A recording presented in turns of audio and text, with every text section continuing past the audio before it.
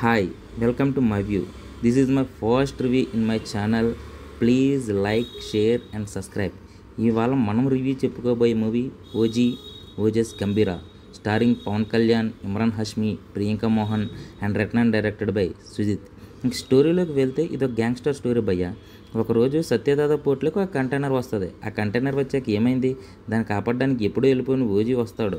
అసలు ఓజీ ఎందుకు వెళ్ళిపోయాడు అనేది స్టోరీ లైన్ చిన్నదే, బట్ డైరెక్టర్ ఎలా ప్రజెంట్ చేశాడు అనేది matter. Coming to first half, Pawan Kalyan గారి ఇంట్రో. చాలా రోజులకు పవన్ కళ్యాణ్ గారికి మంచి ఇంట్రో పడింది భయ్య. పీకిన్ మామూలు ఎలివేషన్ పడలేదు, అసలు స్క్రీన్ ప్రజెన్స్తో ఇచ్చి పడేశాడు. అసలు క్లిక్స్ కోసం చెప్పాలి అంటే ఒక్క మాటలో చెప్తా మీకు, స్క్రీన్ తినేసాడు అంతే. అంత బాగున్నారు పవన్ కళ్యాణ్ గారు. ఎలివేషన్స్తో పాటు స్టోరీ కూడా అలానే వెళ్తూ ఉంటుంది, ఎక్కడ డిస్టర్బ్ అవ్వకుండా. మధ్యలో ఫ్యూ డిప్స్ ఉంటాయి, అవి అంతలా మనల్ని ఏం డిస్టర్బ్ ఏం చెయ్యు.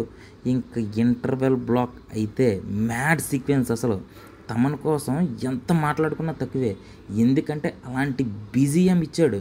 అసలు యాక్షన్ సీక్వెన్స్ అయితే అదిరిపోయింది.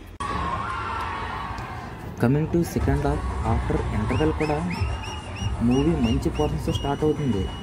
మంచి ఎలివేషన్స్ ఉంటాయి. స్లోలీ డ్రామాలోకి వెళ్ళేసరికి ఫ్లాట్గా అనిపిస్తుంది. ఆ ఫ్లాష్ బ్యాక్ పోర్షన్స్ ఇంకా బాగా రాసుకుని ప్రజెంట్ చేస్తే బాగుందని అనిపించింది. సెకండ్ హాఫ్లో కూడా చాలా ఎలివేషన్స్ పడతాయి, బట్ స్టోరీ సరిగ్గా బిల్డ్ కాకపోవడం వల్ల నేను వాటికి సరిగ్గా కనెక్ట్ అవ్వలేకపోయా. డైరెక్టర్ మూవీని రొటీన్ రెగ్యులర్ టెంప్లెట్లోకి తీసుకువెళ్ళిపోతాడు. కొత్త గేమ్ అనిపించదు మనకి, ముందే ప్రిడిక్టబుల్గా ఉంటుంది.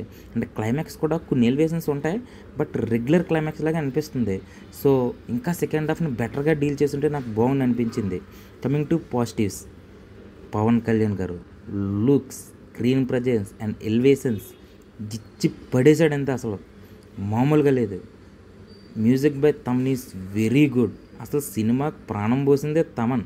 సినిమాటోగ్రఫీ కూడా చాలా బాగుంది. పవన్ కళ్యాణ్ చాలా బాగా చూపించారు. ఈ నెగిటివ్ విషయానికి వస్తే మూవీకి biggest minus is Priyanka Mohan and Pawan Kalyan portions.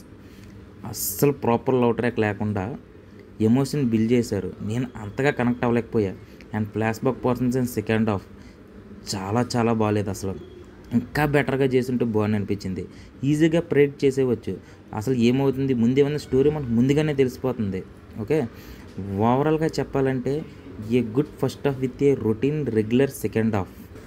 Performance విషయానికి వచ్చేసరికి అందరూ బాగా చేశారు. ఇమ్రాన్ హష్మి, ప్రియాంక మోహన్, ప్రకాష్ రాజ్, శ్రేయా రెడ్డి అంతా బాగా చేశారు.